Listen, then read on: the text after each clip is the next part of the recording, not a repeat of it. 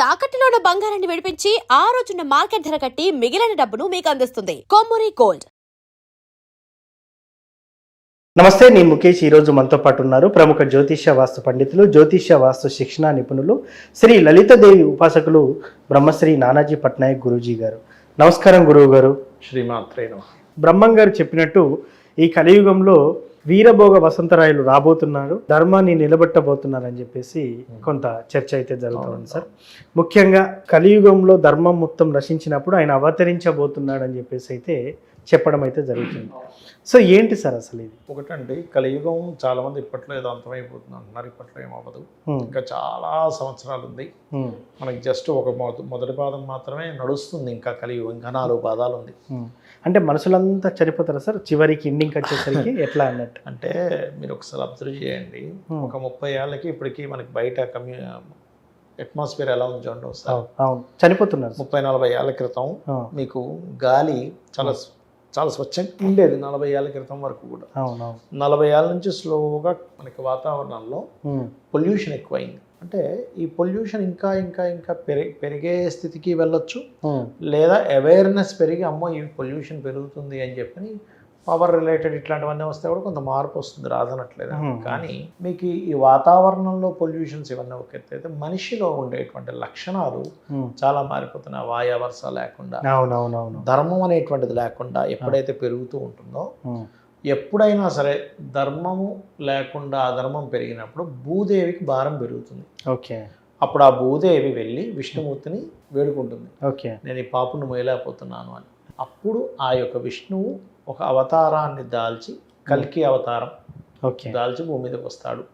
అదేవిధంగా వీరబ్రహ్మేంద్ర స్వామి వారు ఏంటంటే మళ్ళీ నేను జన్మిస్తాను వీరభోగ వసంతరాయుడిగా అని చెప్పడం జరిగింది.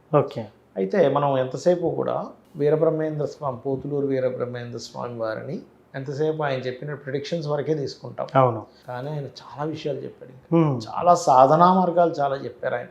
ఓకే. మీరు మన పోతులూరు వీరబ్రహ్మేంద్ర స్వామి వారి సినిమా చూసారా? ఎన్టీ రామారావు తీశాడు ఆయన.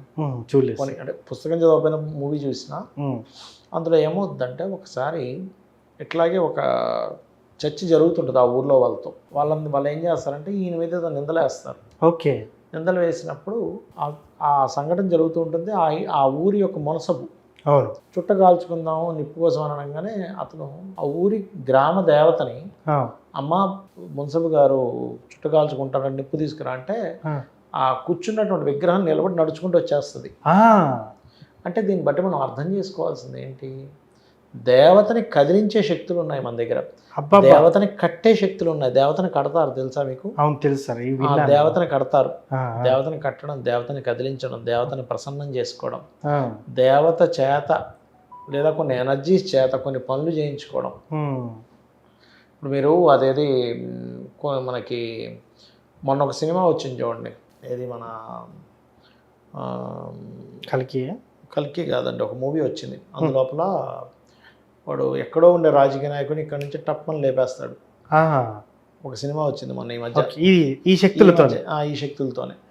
అంటే ఏమిటంటే, మనము వీరబ్రహ్మేంద్ర స్వామి వారి చరిత్రని, వీరబ్రహ్మేంద్ర స్వామి యొక్క సాధన చేస్తే ఆయన కొన్ని అందిస్తాడు మనకి. అంటే ఆయనని మనం ప్రసన్నం చేసుకోవడం.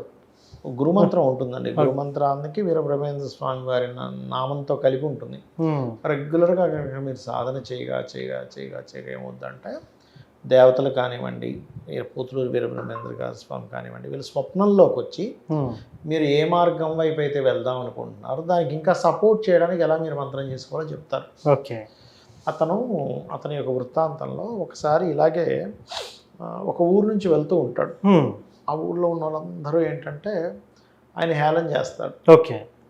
నీ గారెడి విద్యలు ఇవన్నీ కాదు, నువ్వు మా ఊర్లో అడుగు పెట్టాలంటే మేము అన్నం పెడతాం, నీకు అన్నం తిని నువ్వు వెళ్ళగలగాలి అని ఇంత పెద్ద రాసి, రూమ్ అంత పెద్ద రాసి అన్నం వేస్తారు. ఓకే. ఇది తిను వెళ్ళు, దానికి నా దాకెందుకు, నా శిష్యుడు తింటాడు అంటాడు అని.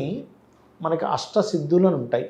అనిమ, మహిమ, లగిమ, ఇదే అదేవిధంగా 8 సిద్ధులు ఉంటాయి. ఓకే. ప్రాప్తి, ఈష ఇట్లా సిద్ధులు ఉంటాయి. అందులో ఒక సిద్ధి ఏంటంటే మనకి అష్టసిద్ధులు ఎవరికి వచ్చు అంటే ఆంజనేయ స్వామికి వచ్చు. ఓహో. అంటే మనిషి ఎంత సైజ్ అయినా పెరగగలరు, ఎంతైనా చిన్నగా అయిపోగలరు, ఎంత తేలిగ్గా అవ్వగలరు, మన పని అవతలతో చేయించుకోవచ్చు మనం సంకల్పం చేసుకుంటే. ఇలా చాలా రకరకాలు ఉంటాయి. అనిమ, గరిమ, మహిమ, లగిమ అని ఇట్లాగా. వాళ్ళ శిష్యుడికి ఈయన పిలిచి తిను అనగానే పెద్ద ఆకారం అయిపోతాడు ఆంజనేయ స్వామి లాగా. ఓకే. అయిపోయి నోరు తెరిచి ఆ అన్నాన్ని మొత్తం మింగేస్తాడు. ఓకే. అంటే ఏమిటి, అష్టసిద్ధులని ప్రాప్తి చేసుకునేటువంటి యోగాన్ని కలిగింపజేస్తాడు. మంత్రము కూడా ఉంటుంది కదా సార్, అష్టసిద్ధికి అష్టసిద్ధి నవనిధికే దాత అని ఉంటుంది అసురదీన జానకి మాత. మరి ఇప్పుడు ఆయన ఆంజనేయ స్వామి ఎట్లా వెళ్ళాడు అంత దూరం నాకు అదే. అంటే పెద్ద భారీకాయాన్ని పెంచి ఒక్కసారిగా జంప్ చేసి అతను వెయిట్ తగ్గించేశాడు. అవును. తగ్గిన వెయిట్ ఆ ఫోర్స్లో వెళ్తే ఈజీగా వెళ్ళిపోద్ది కదా అక్కడికి. అవును. అట్లా అనమాట. అలా ఏంటంటే మన ఇతను వీరభోగ వసంతరాయుడుగా పుడతారని అన్నాడు, అది నిజమే పుడతారు. ఆయన యొక్క గ్రంథాల్లోనే ఉంది. నేను వీరబ్రహ్మేంద్ర గారిది ఉంటుంది కదా, అవును, అక్కడికి వెళ్ళాను. అక్కడ రాసిన గ్రంథాలు ఉన్నాయి ఇప్పటికీ. ఓకే. అవి మనం ముట్టచ్చు, చూడొచ్చు. ఓకే. కాకపోతే ప్రతిసారి చూపించరు. ఎవరైనా మనం పర్టికులర్గా ఎవరితోనైనా పెద్దవాళ్ళతో వెళ్ళినప్పుడు అక్కడ ఆ ఫెసిలిటీస్ ఉంటాయి. 2 ప్లేసెస్లో ఉన్నాయి అవి, ఒకే ప్లేస్లో కాకుండా. అతని పాదుకలు, అతను వాడిన ఉంగరము, ఓకే, అవన్నీ కూడా ఉన్నాయి. ఎక్కడ సార్? ఈ కర్నూలు జిల్లా అంటారు అంటే అటు సైడ్.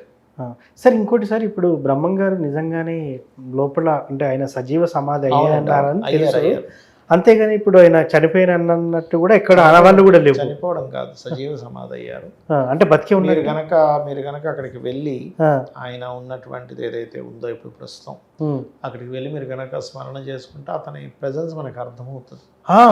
ఖచ్చితంగా అర్థమవుతుంది. ఓకే, అర్థమవుతుంది. ఇంకొకటి ఏంటంటే మీకు సమాధి అయిపోయిన 3వ రోజు వాళ్ళ శిష్యుడిని పంపించేస్తాడు వేరే దగ్గరికి. ఓకే. ఆయన ఉంటే అవనివ్వడు, పాపం బాధపడతాడని. వెళ్ళి వచ్చేసి సమాధి అయిపోయి ఉంటాడు అప్పటికే. అప్పుడు మళ్ళీ వాళ్ళ శిష్యుడు వేరుకుంటే బయటకు ఒకసారి వస్తాడు, ఇట్లా వచ్చి అతనికి కమండలం అది ఇచ్చేసి మళ్ళీ లోపలికి వెళ్ళిపోతాడు. ఓకే. కాబట్టి అదొక స్థితికి, అదొక దేవతా సంబంధించిన వాటిల్లో అదొక రకమైనటువంటి ఎనర్జీ స్వామివారిది. అంటే మనకి జ్ఞానాన్ని ఇవ్వడానికి. ఇప్పుడు వీరబ్రహ్మేంద్ర గారు వారు ఆయన అంటే శ్రీమూర్తి యొక్క గర్భంలో ఒక స్పెర్మ్ ఎంటర్ అయిన తర్వాత ఏ నెలల్లో ఎలా అభివృద్ధి చెందుతుంది అనేది దాన్ని స్పష్టంగా చెప్తాడు ఆయన. ఓకే. మనం ఈ మధ్య ఏదో తెలుసుకొని ఈ మధ్య మనకి తెలిసింది అనుకుంటాం. ఒక 2000-3000 సంవత్సరాల క్రితం ఉన్నటువంటి ఆలయాల్లో కూడా ఆలయం మీద ఉంది ఒక స్పెర్మ్ ఎలా ఎంటర్ అవుతుంది అండంలోకి. ఎంటర్ అయిన తర్వాత మొట్టమొదటిగా దానికి ఏమొస్తుంది, తర్వాత నెలలో ఏం డెవలప్ అవుతుంది అని కూడా ఉంది మనకి. ఓకే. అది కాబట్టి ఏంటంటే వీరభోగ వసంతరాయలుగా ఆయన వస్తారు. ఆయన్ని గురువుగా ధ్యానించడం వల్ల కూడా మనకి జ్ఞానం రావడము, సంతాన అభివృద్ధి కలగడము, సంతానం లేని వాళ్ళకి కూడా వీరబ్రహ్మేంద్ర స్వామి వారి యొక్క అనుగ్రహం కలిగితే కూడా ఉంటుంది. ఎస్. సో మొత్తానికి వీరభోగ వసంతరాయలుగా మళ్ళీ బ్రహ్మం గారు పుట్టబోతున్నారు. అధర్మం అయితే ఎక్కడ నాశనం అవుతుందో మళ్ళీ ధర్మాన్ని నడిపించడానికి పుడతారని చెప్పేసి అంటారు. అంటే ఆయన ధర్మాన్ని నడిపించడానికని కాదు, ధర్మం గురించి చెప్పడానికి పుడతారు. కానీ కల్కి అవతారం, మెయిన్గా విష్ణు అవతారంలో కల్కి అవతారమే మీకు ఆఖరిగా, అంటే ఈ యుగాంతంలో వచ్చేది మాత్రం కల్కి అవతారం. ఈ మధ్య ఎప్పుడైనా రావచ్చు, చెప్పలేము. ఈ వీరభోగ వసంతరాయుడు మాత్రం. అవునా? Thank you sir. దీని మీద ఉన్న ఒక అపోహని తొలగించి చాలా చక్కటి ఇన్ఫర్మేషన్ ఇచ్చారు. ధన్యవాదాలు. శ్రీమాత్రే నమః.